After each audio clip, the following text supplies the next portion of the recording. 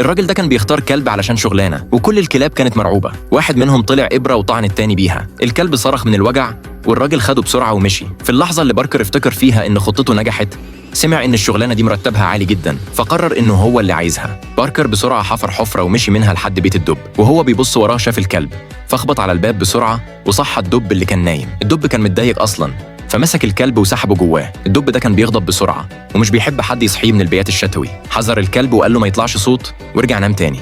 في اللحظة دي وحدة الإضاءة كانت هتقع، ففوزن مسكها، لكن بعديها برواز وقع كمان. الدب اتجنن وضرب الكلب وهو بيزعق له ما يطلعش صوت، وباركر كان شايف كل اللي بيحصل.